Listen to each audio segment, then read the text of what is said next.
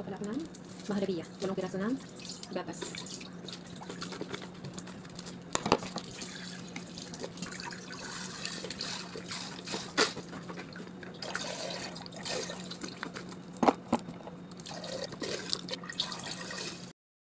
Eight tablespoon na white sugar.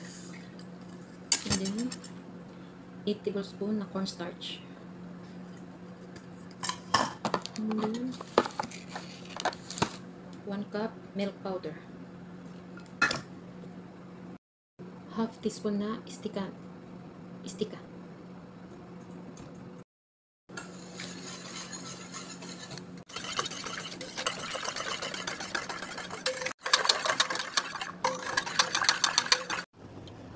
Lutuin ko na pala siya. Pag mag-boiling na ito mamaya, lagyan lang natin ng 1/4 na glass na white sugar. Tapos okay na yun.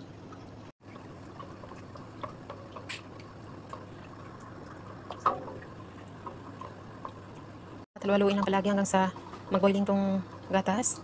Kasi pag hindi to hinalo-halo, mag-ano siya. Tigas. Parang may mga lumps siya na ano. Ito kumulo na siya. Ganito na siya, kumulo na.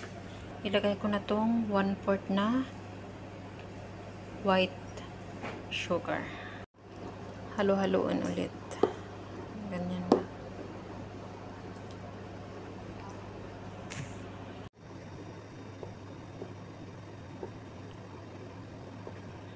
Ito, okay na siya, luto na. Pag ganito na yung ano no, medyo malapot. Kasi pag ilagay ito sa ref mamaya, ano siya, titigas rin siya. Ito na yun. Mahalabiya.